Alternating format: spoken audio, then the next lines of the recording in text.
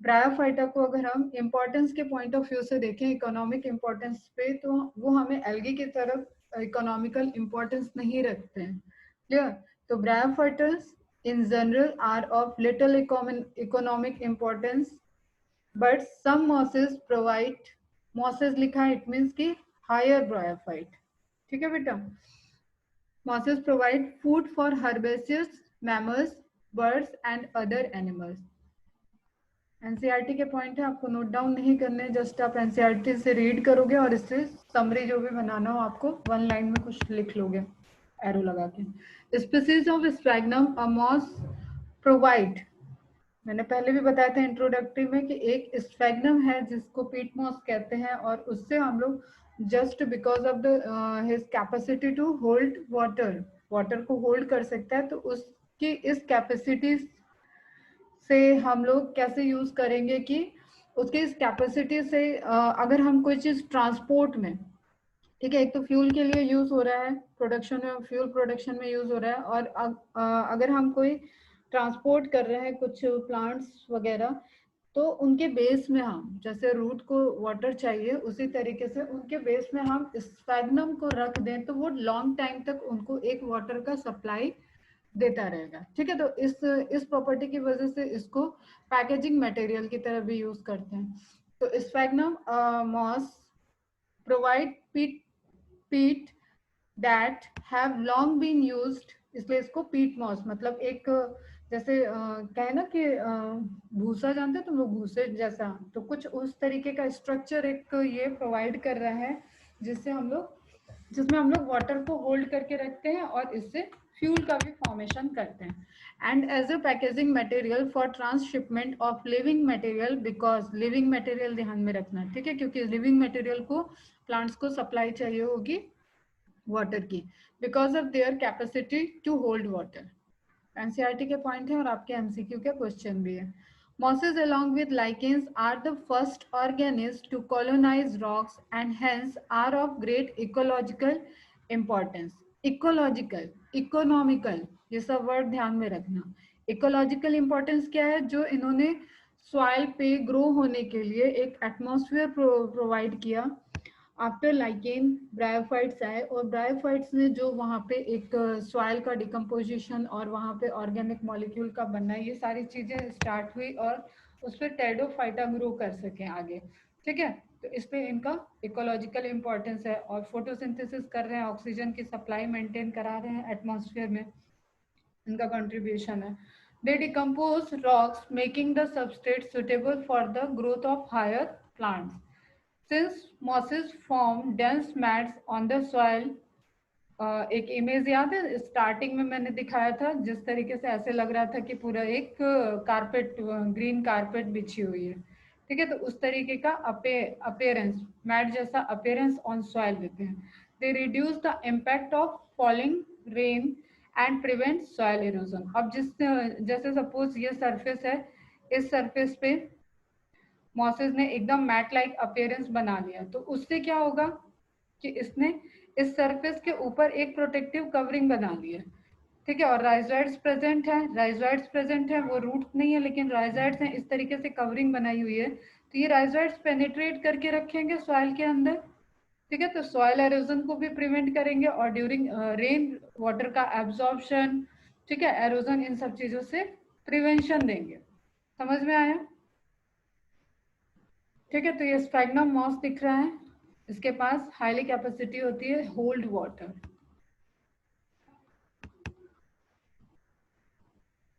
Clear है बेटा? Now classification की बात करें तो bryophytes are mainly classified into two groups, liverwort and mosses. Clear?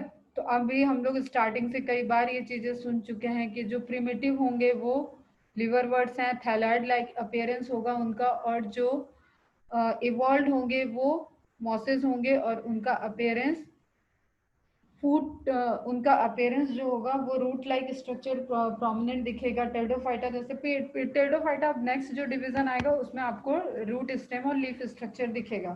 तो इट मीन्स कि हायर ब्रायोफाइटा में आपको stem like, root like, leaf like structure दिखने लगेंगे। क्लियर? तो एडवांस ब्रायोफाइटर्स आज हो जाएंगे। एक हॉर्नवर्ड्स पढ़ना है, वो भी आज हम बताते हैं बीच में।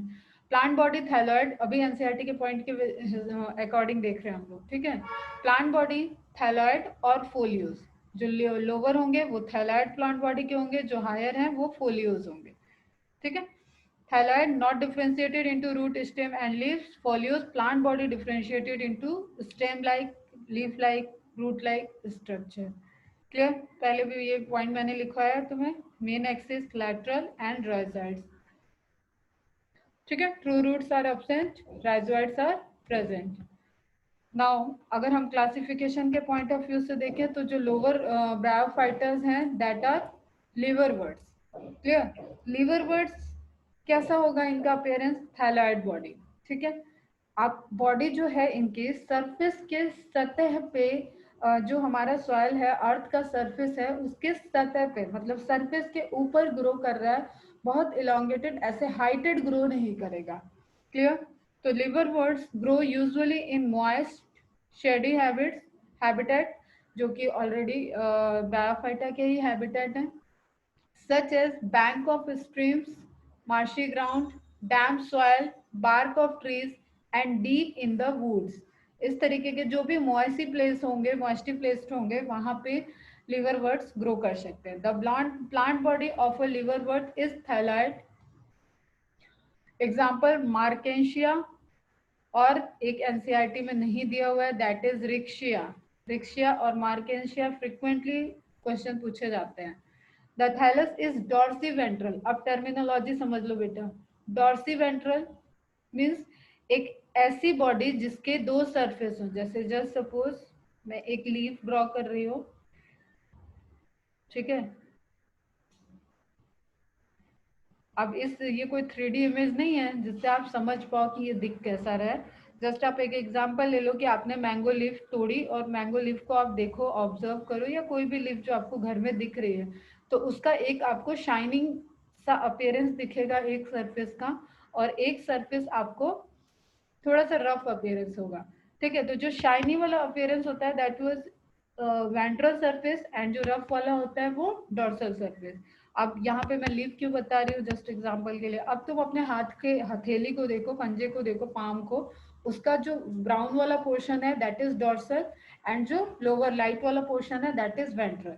तो कोई भी ऐसा स्ट्रक्चर जिसके आप दो सरफेस को डिस्टिंग्वाइज कर सको, और एक नीचे की तरफ हो एक ऊपर की तरफ हो, उस स्ट्रक्चर को बोलते हैं डॉर्सी वेंट्रल। ठीक, जैसे हम लोग की पूरी बॉडी, डॉर्सी वेंट्रल सरफेस हमारा क्या होगा, जो हमारा बैकबोन बैक एरिया है दैट इज डॉर्सल सरफेस, और जो ये हम लोगों का पूरा फ्रंट वाला एरिया है, बॉडी का पार्ट है, दैट इज वेंट्रल। जब आप ऑर्गन्स को पढ़ोगे कि किस तरफ प्रेजेंट है, वेंट्रली प्रेजेंट है, डॉर्सली प्रेजेंट है, एब्डोमिनल प्रेजेंट है, वहां पे ये सब टर्मिनोलॉजी वहां पे भी आएगी with the respect of human. But अभी हम एक थैलस बॉडी की बात कर रहे हैं जहाँ पे आप किसी चीज को दो सरफेस में डिस्टिंग्वाइज कर सके, एक अपर एक लोअर, ठीक है। तो जो रिक्शिया का स्ट्रक्चर है, जैसे सपोज ये रिक्शिया का है, तो ये आपको दिख रहा है, दिस इज रिक्शिया, थैलाइडल बॉडी, ठीक है। और ब्रायोफाइटा स्पोर्स जो जर्मिनेट करते हैं बेटा, आपको पता है उससे गैमेटोफाइट बनेंगे, तो ये नियर बाय हमेशा बंचेस में दिखेंगे। जैसे मैंने बोला था, अगर बाहर निकल के अपने घरों के बाहर तुम लोग देखोगे तो यहाँ पे तो बहुत इजीली दिख जाता है। वृक्षा मार्केंसिया नहीं दिखेंगे, लेकिन फ्यूनेरिया दिख जाएगा, इसलिए छोटे छोटे ब्रायोफाइट दिखेंगे। तो वो आपको पूरा एक ऐसे ग्रीन सा चादर की तरफ फैला हुआ स्ट्रक्चर दिखेगा। इट मीन्स कि वो स्कैटर्ड ग्रो नहीं करते। तो ये जो आपको दिख रहा है ना, पूरा बंच ऑफ रिक्शिया दिख रहा है। इसी तरीके से मार्गेंशिया ग्रो करता है। इसी तरीके से फ्यूनेरिया के जो हमने पहले प्रीवियस फीचर दिखाया, तो वहां पे आप गैमेटोफाइट को अलग नहीं कर सकते, सब आपस में गुथे हुए होंगे। जस्ट बिकॉज ऑफ जो स्पोर का डिस्पर्जल हुआ, उसके वजह से नियर बाय सबस्ट्रेट पे, नियर बाय अर्थ के सरफेस पे वो ग्रो कर गया। क्लियर? तो मैं यहाँ पे डॉर्सी वेंट्रल बता रही थी। अब इसका एक ये सरफेस हो गया अपर, ठीक है। एक इसके नीचे सरफेस होगा बेटा, ठीक, लोअर सरफेस, या उसी को कह ले वेंट्रल सरफेस, जस्ट इसके नीचे। तो आपका जो वेंट्रल सरफेस है, ध्यान से सुनना, वेंट्रल सरफेस है, उससे क्या निकलेगा, राइजोइड। राइजोइड निकलेगा तो वो किधर जाएगा, सॉइल में जाएगा, सबस्ट्रेटम से अटैच करेगा। और जो आपका डॉर्सल सरफेस हो गया, ये रिच किस में होगा, किस में होगा, सोच के बताओ किस चीज में, क्या ऐसी चीजें होनी चाहिए जो डॉर्सल सरफेस पे हाईली होना चाहिए और वेंट्रल सरफेस पे नहीं हो पाएगा, क्या कम होगा अमाउंट में, सोचो जरा। आवाज जा रही है ना मेरी क्लियर? एंड देन रिप्लाई मी।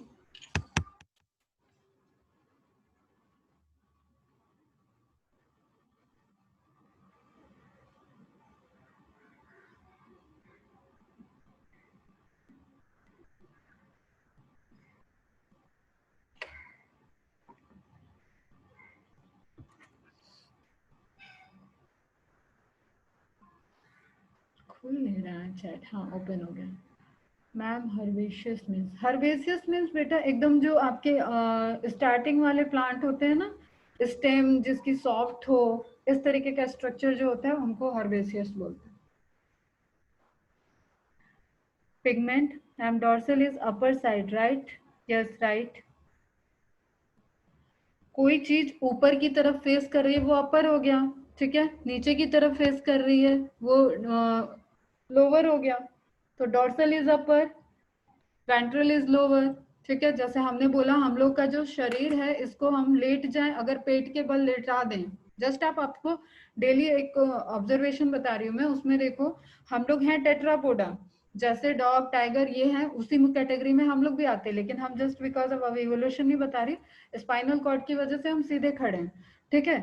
तो वो जो आगे के दो पैर थे वो आगे हमारे, हम जब खड़े हो गए तो वो हाथ में कन्वर्ट हो गए, वो हाथ बन गए, ठीक। तो अब हम दोबारा से एब्डोमिनल पेट के बल अगर लेट जाएं तो हमारा वेंट्रल पोर्शन जो स्टमक साइड वाला है, किसी भी एनिमल का वेंट्रल पोर्शन उसका स्टमक साइड वाला, एंड डोर्सल पर्सन उसका वर्टिब्रल कॉलम वाला, बैक बैक साइड वाला। अभी यहाँ पे मेरा क्वेश्चन जो था वेंट्रल पोर्शन से मैंने बताया राइजोइड्स हैं, तो डोर्सल पोर्शन से क्या चीज ग्रो करेंगे, क्या चीज मोर एबंडेंट होंगे, पिगमेंट, करेक्ट है। मतलब फोटोसिंथेसिस करने के लिए अपर सरफेस पे क्या प्रेजेंट होंगे, क्लोरोफिल मॉलिक्यूल्स प्रेजेंट होंगे, यहाँ पे ऐसा स्ट्रक्चर होगा डॉर्सली जो कि फोटोसिंथेसिस में हेल्प करेगा, क्लियर। और वेंट्रली क्या प्रेजेंट है, राइजोइड। तो इट मीन्स कि वेंट्रल जो होगा इसका, अगर हम इसके सरफेस को अब समझने की कोशिश करना, थोड़े हम डेप्थ में नहीं ले जा रहे हैं, बस आप समझो कि यहाँ से हमने एक कट निकाला और उसको अपीयरेंस देखेंगे तो हमें ये इस तरीके से दिखेगा, ठीक है। इसका एक अपर पोर्शन होगा जहाँ पे फिलामेंटस फोटोसिंथेटिक पिगमेंट प्रेजेंट होंगे, क्लियर। तो ये पोर्शन में क्या हो रहा होगा, यहाँ पे फोटोसिंथेसिस हाई अमाउंट में होगा, एंड इसका लोअर पोर्शन जहाँ पे फूड स्टोरेज भी होगा, स्टोरेज ऑफ फूड इस पोर्शन में होगा, एंड आपका राइजोइड्स इस तरफ से निकला होगा तो यहाँ से वाटर का मिनरल्स का कंडक्शन भी होगा। इज इट क्लियर बेटा, समझ में आया? तो डॉर्सी वेंट्रल, सिर्फ एक वर्ड को ले गई मैं, समझ में आया आपको? The thallus is dorsiventral. अब हम कैसे कहें कि हमारी बॉडी थायराइड नहीं है ना, हम लोगों का तो पूरा एक प्रॉपर शेप है, बट फिर भी हमारा जो बॉडी है, मॉर्फोलॉजी है, वहां पे भी डॉर्सी वेंट्रल है। इसी तरीके से मैंने लीफ में बताया, लीफ में आपको डॉर्सी वेंट्रल दिखेगा। आप अर्थवर्म देखोगे, अर्थवर्म का स्ट्रक्चर जो है केचुआ, वो भी डॉर्सी वेंट्रल है। तो मीन्स जहां पे आप दो सरफेस, डिफरेंट सरफेस है, एक अपर है एक लोअर है, that is dorsiventral, clear, and closely appressed to the substrate। और ये कैसे closely appressed, मतलब धसा हुआ रहेगा substrate में with the help of rhizoids। Arrangement समझ में आया? फिर से बता रही हूँ, अगर हम ऐसे कट करें तो अपर सरफेस, और ये वेंट्रल हो गया, ये अपर सरफेस हो गया, तो यहाँ पे आपको फोटोसिंथेटिक फिलामेंट्स दिखेंगे, एंड दिस पोर्शन, ये क्लस्टर्ड मल्टीसेलुलर चीजें देख रहे हैं हम लोग, तो यूकैरियोटिक मल्टीसेलुलर प्लांट्स देख रहे हैं, ये पोर्शन आपका स्टोरेज फूड, और यहाँ से जो आपके राइजोइड्स ग्रो करे रहेंगे उनसे आप वाटर मिनरल्स का कंडक्शन कर रहे होंगे, ठीक है। And this is gametophyte structure, gametophytic plant body है ये रिक्शिया की, जहां पे आपको दिख रहा है कि डिफरेंट डिफरेंट सेगमेंट में आपके एक फोटोसिंथेटिक जोन हो गया, एक स्टोरेज जोन हो गया, ठीक है। इसका एक फिगर मैं सेंड कर दूंगी आज ग्रुप में, आप इसको रफ ड्रॉ कर लोगे कॉन्सेप्ट को समझने के लिए। Now the leafy members have tiny leaf like appendages in two rows on the stem like structure. अब ये थैलाइड है, तो जो आपको ये थैलाइड बॉडी दिख रही है, ये भी आपकी कैसी दिख रही है, आपको लीफ इसको समझ सकते हो, ठीक है। तो दैट लीफी स्ट्रक्चर, और इसको बोलते हैं डाइकोटिनस ब्रांचिंग, ठीक है। डाइकोटिनस ब्रांचिंग। आप यहाँ पे क्या देख रहे हो कि एक जैसे वाई देखा है इंग्लिश का, capital letter Y, small letter नहीं, ठीक है। इस तरीके का स्ट्रक्चर दिख रहा है क्या ये? अगर हम बोलें कि ये ऐसा आपको स्ट्रक्चर दिख रहा है, जस्ट लाइक दिस, ऐसा स्ट्रक्चर दिख रहा है, तो किसी पॉइंट से अगर ब्रांचिंग और टू इक्वली, अब इसी को हम ऐसे ऐसे मिला दें तो ये क्या हो गया, थैलाइड, और इसको ऐसे मिला दें तो ये हो गया रिक्शिया मार्केंशिया। दोनों लगभग एक ही जैसे शेप होते हैं, रिक्शिया शॉर्ट होता है, मार्केंशिया फ्लैटेंड रिबन लाइक होता है। वॉइस कट हो रही है, और किसी को भी इशू आ रहा है वॉइस का? मनाली, जिया, तो आयशा, कुछ नेटवर्क का इशू होगा बेटा, ठीक है। अभी देखो ध्यान दो, जितना सुनाई दे, अदरवाइज क्विट कर जाओ, ऑफलाइन लेक्चर देख लेना। तो आप यहाँ पे देख रहे हो कि जब भी एक एक ब्रांचिंग होती है, एक हायर प्लांट्स में हम देखें बाहर निकल के, फिर से मैंगो का पेड़ देखो तो उसकी ब्रांच आपको नहीं पता है किधर से किधर जा रही है, क्या ग्रो कर रही है, वो इनडेफिनिट है, ठीक है। लेकिन रिक्शिया में आपको एक प्रॉपर पैटर्न दिख रहा है। आप हर, अब मैं यहाँ से सारी चीजें हटा रही हूँ पहले, आप हर एक रिक्शा को देखो तो आपको एक पैटर्न दिख रहा है, ये आ रही है थैलाइड, और यहाँ पे ग्रूव बन रहा है, उसके बाद दो फिर से निकल रहे हैं, ठीक। अब देखो एक ग्रुप इसके बीच में भी बनने लगा, फिर यहाँ ग्रुप बना है, ये यहाँ पे भी ग्रुप बना, यहाँ पे भी ग्रुप बना। ये कैसा है कि एक स्ट्रक्चर आ रहा है आगे की तरफ और वो दो पार्ट में डिवाइड हो जाए, तो दिस इज डाइकोटिनस। क्लियर? ठीक है, डाइकोटिनियस। क्लियर? डाइकोटिनियस ब्रांचिंग होती है ये, और इसमें दो रो हमेशा निकलेंगे, एक स्ट्रक्चर से दो रो, एक स्ट्रक्चर से दो रो, दो दो सब ब्रांचिंग होती जाएगी, ठीक है। एंड इक्वी डिस्टेंस ब्रांचेस होंगे, जैसे ये ग्रूव आपका कहीं ऐसे नहीं बना, जहां पे भी होगा ये इससे इससे इक्वल। क्लियर? अगर यहाँ पे बन रहा है तो ये इससे इससे इक्वल, तो इक्वी डिस्टेंस नोट डाउन कर लेना ये point. Asexual reproduction in liverworts takes place by fragmentation of thalli। अब ये थैलस जो इसके हैं, ये अगर फ्रैगमेंट में हम इनको कहें कि फ्रैगमेंट फ्रैगमेंट फ्रैगमेंट फ्रैगमेंट, और हर एक फ्रैगमेंट ग्रो कर जाए, तो इनका सबसे फेवरेबल मोड ऑफ रिप्रोडक्शन क्या हो गया? फ्रैगमेंटेशन, ठीक है। इसको हम लोगों ने वेजिटेटिव में, मैंने इसलिए बोला था तुम लोगों को ध्यान रखना। आप जैसे इस लाइन के अंदर देखो, फ्रेगमेंटेशन को कहाँ ले गया? एसेक्सुअल रिप्रोडक्शन में। हम लोग कहाँ पे पढ़ते हैं? वेजिटेटिव में। तो मैंने जो बता रखी है चीजें वो एकदम ध्यान में रखो कि vegetative reproduction is a type of asexual reproduction, but we separate it in the case of plant just because of the term vegetation. Clear? Vegetative propagation होता है, एक्चुअली राइट वर्ड ये होता है vegetative propagation, there is nothing like vegetative reproduction. तो जैसे जैसे आप higher class में पढ़ोगे आपको अलग टर्मिनोलॉजी मिलती जाएगी। तो fragmentation of thalli, and each fragment has capability to grow into new thallus, ठीक है। और by the formation of specialised structure called gemmae, ठीक है, सिंगुलर इसको बोलते हैं जेमा। अब ये जो आपको स्ट्रक्चर दिख रहा है उभरे हुए, दिस इज जेमा, और हम क्लियर दिखाते हैं मार्केंशिया में, दिस इज जेमा कप, ठीक है। ये एक कप है जिसके अंदर नंबर ऑफ जेमी फॉर्म हुए हैं, और ये सब डिटैच होके न्यू प्लांट को ग्रो करने की कैपेसिटी रखते हैं। तो this is a special type of asexual reproduction, formation of जेमा कप, जेमी फॉर्मेशन, ठीक है। वो स्ट्रक्चर, वो कप लाइक स्ट्रक्चर जिसके अंदर जेमी फॉर्म हो रही है, दैट इज जेमा कप। क्लियर है? क्लियर है? ये जो आपको दिख रहा है, ये ये है जेमी। क्लियर है बेटा?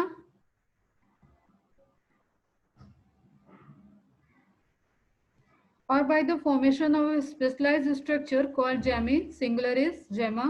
Jammy are green. अब इसकी कैरेक्टरिस्टिक दी हुई है एनसीईआरटी में.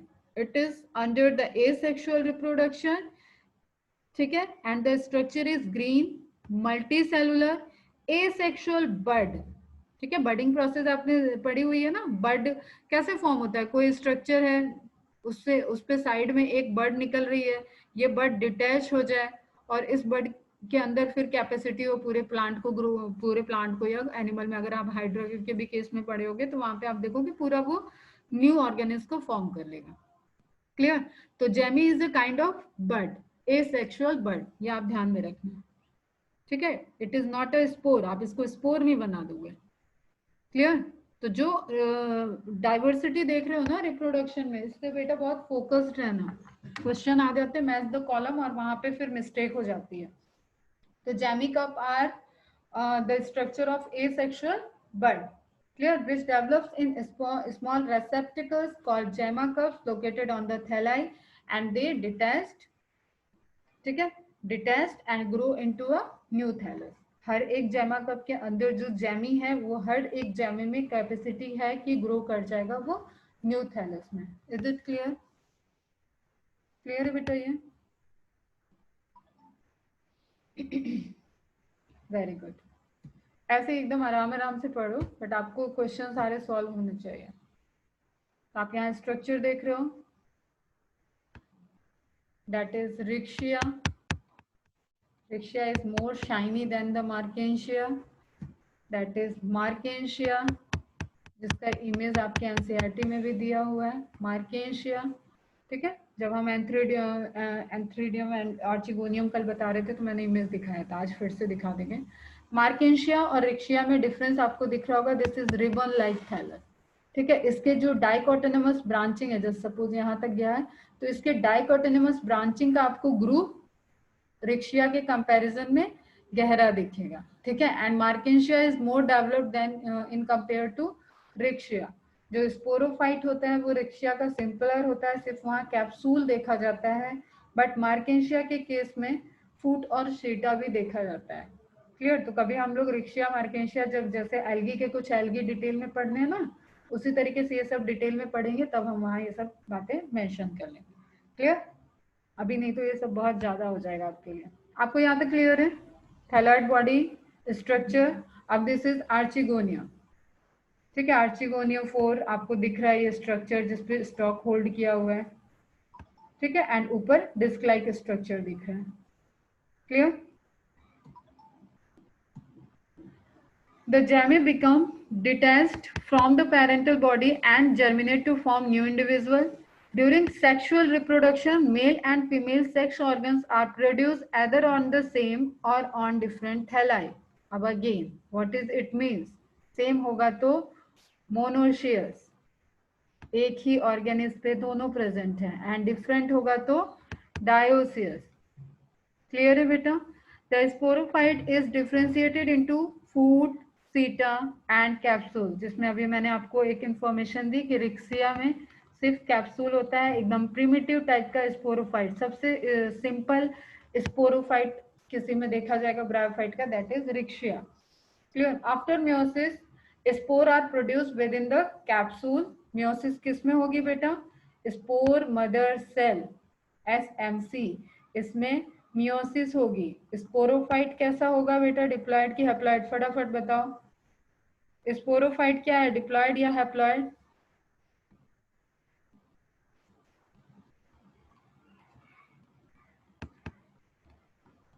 स्पोरोफाइट में कुछ स्पेसिफिक सेल हैं, स्पोर मदर सेल, ठीक है, कैप्सूल वाले एरिया में, और वो डिवाइड करेंगी, मियोसिस करेंगी और स्पोर को फॉर्म कर देंगे. Very good. ठीक है, डिप्लॉयड होगा. डिप्लॉयड बेटा, डिप्लॉयड. मियोसिस हुई, इट मीन्स कि उसके पहले का स्ट्रक्चर डिप्लॉयड. ठीक है, आफ्टर मियोसिस अब हम पूछे स्पोर, स्पोर क्या है, तो दैट इज हैप्लॉयड. क्लियर. ये क्या है? डिप्लॉयड. मैंने बोला ना, जब भी इसको प्रैक्टिस करना हो आप हर चीज की प्लॉयड ही लिख दो. स्पोर मदर सेल कैसी होगी? डिप्लॉयड. इसमें डिवीजन होने जा रहा है, ये नहीं कि स्पोर वर्ड आया तो आप इसको हैप्लॉयड कर लो. मियोसिस होगा एंड देन स्पोर फॉर्म हो रहा है, तो हैप्लॉइड स्ट्रक्चर कौन सा हुआ? स्पोर। क्लियर? कल फ्लो चार्ट दिया था ना, उसको ड्रॉ करो और उसको देखो अच्छे से बेटा।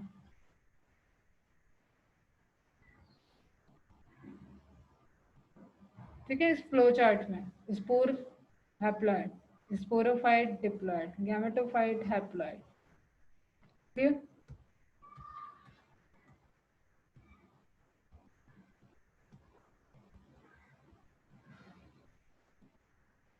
ठीक है, these spores germinate to form free living gametophyte। अब जो आपका नेक्स्ट प्लांट ग्रो होगा that is free living gametophyte. Gametophyte is independent, independent होगा ना, इसलिए लिख दिया वहां पे फ्री लिविंग। अब आपका ये न्यू प्लांट ग्रो हो गया। ठीक है बेटा, फिर गैमेटोफाइट में फिर से वही प्रोसेस, गैमेट फॉर्मेशन होगा। गैमेट फॉर्मेशन कहाँ होगा? या तो एंथ्रीडियम में या तो आर्चिगोनियम में। उसके बाद फॉर्मेशन होगा, हो सकता है सेम थैलस हो। अब अगर ये देखो डायोसियस स्पोर होंगे बेटा, ध्यान से सुनना, अगर ये डायोसियस स्पोर होंगे तो क्या ग्रो करेगा? कोई फीमेल गैमेटोफाइट बनाने की कैरेक्टरिस्टिक्स होगी किसी के पास, फीमेल गैमेटोफाइट, और किसी के पास कैरेक्टरिस्टिक्स होगी मेल गैमेटोफाइट। तो जो मेल गैमेटोफाइट होगा वो एंथ्रोजॉइड्स को फॉर्म कर देगा, जो फीमेल गैमेटोफाइट होगा उसके अंदर आर्चिगोनियम, आर्चिगोनियम में एग का फॉर्मेशन हो जाएगा। उसके बाद एंथ्रोजॉइड आपका जूडोगैमी करेगा, स्विम करके फीमेल गैमेट तक पहुंचेगा। क्लियर? आर्चिगोनियम तक पहुंचेगा और उसके फ्लास्क लाइक स्ट्रक्चर के अंदर एंटर करके फिर वहां फीमेल गैमेट के साथ फ्यूजन करेगा। ठीक है, दिस इज आर्चिगोनियम। आर्चिगोनियम और एंथ्रीडियम का कैरेक्टर आता है डिस्टिंग्विश करने को, तो आप ध्यान देना। और मैंने पहले भी बताया, इसको आप लेबल कर लो, एनसीईआरटी में लेबल नहीं है। ये आर्चिगोनियम है, ये आर्चिगोनियम 4 है। इसको पूछ लेगा कि लेबलिंग करवा देगा तो तुम आर्चिगोनियम करके आ जाओगे। This is archegonium, this is archegonium 4। Clear? Archegonium में जो ये 8 ये स्ट्रक्चर दिख रहा है, इनकी काउंटिंग होती है 8। ठीक है, 1 2 3 4 5 6 7 8। अब हम ये एनसीईआरटी की इमेज को नहीं बता रहे हैं, जस्ट इनकी काउंटिंग। जैसे चलो हम लोग यहाँ पे काउंट कर लेते हैं। यहाँ पे भी कोई ऐसा आपको क्लियर पूरा नहीं दिख रहा है तो आप बस मान लो मैम बता रही है इसलिए 18 नंबर्स होते हैं ये। क्लियर? और आर्चिगोनियो 4 में ये आपको क्लियर दिखेंगे, डिफ्यूजन इनके बीच में नहीं दिया, मतलब ऐसे पूरा प्रॉपर ये इलांगेटेड दिखेंगे जिस तरीके से इस फिगर में आपको दिख रहा है। एंड एंथ्रीडियम में आपको ये फ्यूज टाइप के दिखेंगे, वहां पे भी 8 होंगे नंबर में, लेकिन ये फ्रीली दिखेंगे और ये आपस में फ्यूज्ड दिखेंगे। क्लियर बेटा? फिर से अगेन रिवाइज करो। जैमा कप, जैमी फॉर्मेशन होगा इनके अंदर। Each gemmae has capacity to grow into new thallus. Clear? नए थैलस बॉडी को ग्रो कर देगा। And these are asexual bud not spore. Clear? फिर इनके ऊपर ये जो आपका स्ट्रक्चर बना ये क्या हो गया है? ये गैमेटोफाइट ही है। यहाँ पे आपको बहुत आपको डिस्टिंग्विश नहीं मिलेगा, अभी लोअर है तो आपको ऐसा नहीं कि फूड सीटा कैप्सूल जैसे स्ट्रक्चर दिखेंगे। यहाँ पे आपको गैमेट फॉर्मेशन गैमेटोफाइट में ही दिख रहा है। तो आर्चिगोनियम 4 एंड एंथ्रीडियो 4। यहाँ पे आपका आर्चिगोनियम, यहाँ पे आपका एंथ्रीडियम डेवलप होगा, इसमें एंथ्रोजॉइड्स, इधर एग, यहाँ से मूव करके इधर वाटर को यूज करके जाएगा, फर्टिलाइजेशन होगा। Now this one is rhizoids, कोई डाउट नहीं। ठीक है, ये लीफी लैटरस स्ट्रक्चर दिख रहा है और ये आपका जो दिख रहा है प्रॉपर एक डिस्टेंस पे ब्रांचिंग, दैट इज डाइकोटोनमस ब्रांचिंग। और इसके सरफेस की बात हुई, सरफेस में आपको डॉर्सल सरफेस पे एक स्ट्रक्चर और लिख लो, mid rib. This is mid rib, pencil से लिख लेना आप एनसीईआरटी के बुक में, डॉर्सल सरफेस लिख देना। देखो डॉर्सल वेंट्रल यहाँ पे आप समझो राइजोइड्स किधर प्रेजेंट है, नीचे की तरफ, तो ये वेंट्रल सरफेस है जो नीचे सरफेस से अटैच्ड होगा। ठीक है, तो यहाँ ब्रैकेट में ऐसे लिख लो, राइजोइड वेंट्रल सरफेस, जेमा कप डॉर्सल, ठीक है, मिड रिब डॉर्सल। इस तरीके से आप आइडेंटिफिकेशन कर सकते हो और फिर मैं पढ़ाऊंगी तुम लोगों को डिटेल में। नाउ यहाँ पे कुछ पॉइंट्स मैंने ऐड कर दिए हैं। आपको ये विजिबल है बेटा? सबको दिख रहा है? Is it visible?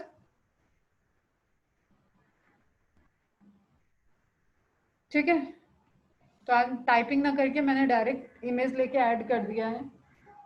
टाइपिंग में थोड़ा टाइम भी लग जाता है, आजकल थोड़ा स्केड्यूल बहुत बिजी होता जा रहा है।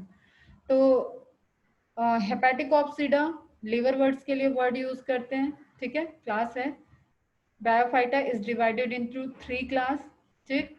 हेपेटिकॉप्सिडा, एंथोसेरोटॉप्सिडा, एंथोसेरोटॉप्सिडा बोल लेना 3-4 बार, ठीक है। Hepaticopsida, Anthocerotopsida and Bryopsida, clear. इसको लिवर वर्ड्स, इसको हॉर्न वर्ड्स एंड इसको मॉसेस। एक एक को हम देखते हैं ध्यान से। Liverworts, bryophytes include in this class have shape like liver, ठीक है। लीवर का भी एक्चुअली लीवर जो ऑर्गेनल होता है ना हमारा, ऑटोनोमस ग्रो कर सकता है, रीजनरेशन का प्रोसेस होता है। तो और वो एकदम फ्लैटेंड स्ट्रक्चर होता है, डॉर्सो फ्लैटेंड जैसा स्ट्रक्चर उसका देखोगे तुम लोग, जब तुम लोगों को हेपेटोलॉजी पढ़ाई जाएगी मेडिकल में, तो वहां देखोगे तो ये भी कुछ ऐसा थैलाइडल अपीयरेंस दिखाएगा, ठीक है। इसलिए मार्केशिया और फ्लैट, तो लीवर लाइक अपीयरेंस है तो उसको मार्केशिया जैसा कहते हैं, फ्लैटेंड होगा रिक्शिया कहते हैं। So they are known as liverworts. Plant body of this group is thallus like and dorsiventral, rhizoids and scales are present. Scales word देखो नया आ गया। राइजोइड्स एंड स्केल मतलब जो हमने ये सरफेस दिखाया बेटा आपको, ये ग्रीनरी सरफेस जिसपे फोटोसिंथेसिस हो रही है, ठीक है। ये सरफेस जहाँ पे फोटोसिंथेसिस हो रहा है, ये आपको compare to ventral surface soft दिखेगा, ठीक है। तो स्केली, अब ये चीजें आ जाती है जब आप लोग टिश्यू वगैरह पढ़ लोगे मेरे से, तो वहां आपको ये क्लियर रहेगा। तो एक रफ, जैसे हम लोग की स्किन अंदर से अंदर सॉफ्ट है, जो मसल्स वगैरह है वो एरिया सॉफ्ट है, लेकिन ये स्किन ऊपर से कैसी है, ये एक रफ है, प्रोटेक्टिव लेयर है। उसी तरीके से नीचे वेंट्रल सरफेस पे प्रोटेक्शन लेयर, एपिडर्मल लेयर जो होती है वो थोड़ी प्रोटेक्टिव रहती है, उसको स्केल्स कहते हैं। Are present on thallus, rhizoids are unicellular and unbranch, ये फीचर नोट करोगे, unicellular and unbranch. This is important point बेटा, नोट डाउन कर लेना, एनसीईआरटी में नहीं दिया था ये। स्केल्स आर मल्टीसेलुलर, ठीक है। तो स्केल्स के लिए लिख लेना टफ, प्रोटेक्टिव,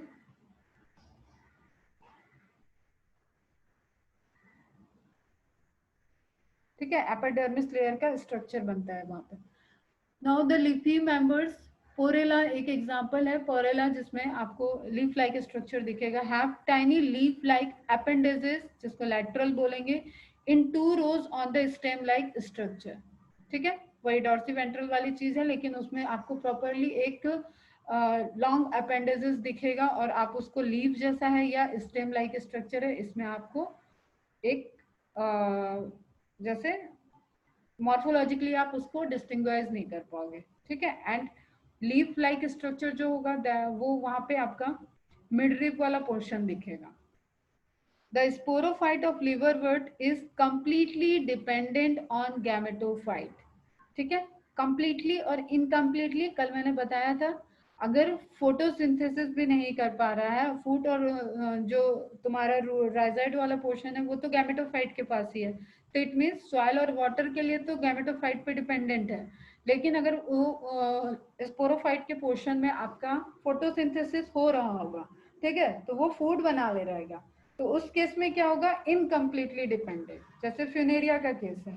बट यहाँ पे क्या है, स्पोरोफाइट आपका कंप्लीटली डिपेंडेंट है। इट मीन्स कि फोटोसिंथेसिस के लिए भी डिपेंडेंट है, फूड के लिए भी डिपेंडेंट है, प्लस वाटर एंड मिनरल्स के लिए भी डिपेंडेंट है, clear. That is it is dependent on gametophyte for food, water and habitat. Freely grow भी नहीं कर पा रहा है। अभी गैमेटोफाइट के लिए हम लोगों ने क्या किया, लिखा था free living gametophyte form, clear. तो स्पोरोफाइट हमेशा गैमेटोफाइट के ऊपर है। The sporophyte of liverwort is made up of food, seta and capsule exception. In Rixia, sporophyte is made up of only capsule. मैंने बताया सबसे simplest sporophyte reported in Rixia, जहां पे सिर्फ आपको कैप्सूल स्ट्रक्चर दिखेगा और उसके अंदर स्पोर का फॉर्मेशन होगा। स्पोरोफाइट है तो स्पोर फॉर्म करेगा। ट्रू इलेटर्स, अब यहाँ पे जो डिस्पर्जल है, जैसे रिक्शिया में आपका कैप्सूल है, तो आप ड्राइनेस वाला फिनोमेना समझना कि किसी की कवरिंग है, उसको वाटर की सप्लाई खत्म हो जाए तो उसकी कवरिंग में ड्राइनेस आ जाएगा। ड्राइनेस आ जाएगा तो आसपास की सेल खींचेंगी, ठीक है, खींचेंगी तो वो कहीं ना कहीं से रप्चर कर जाएगा, उसमें फोर्स अप्लाई होगा, उसकी वजह से रप्चर हो जाएगा, and that is dehiscence. Clear? तो रिक्शिया में सिंपली डेहिसेंस है। ट्रू इलेटर्स, ये आपका जैसे स्ट्रक्चर हो गया विंग लाइक स्ट्रक्चर, ठीक है, are present in sporophyte of some members of liverworts. Elaters are hygroscopic and they help in dispersal of spores, ठीक है। हाइग्रोस्कोपिक मीन्स आपका वाटर का लेवल बहुत कम हो जाएगा और ये डिस्पर्जल ऑफ स्पोर में जो है ये पूरा आपको ओपन करके, जैसे आप ऐसे समझ लो कि कोई शिप है या आप सिंपली प्लेन, ठीक है, प्लेन में आप जब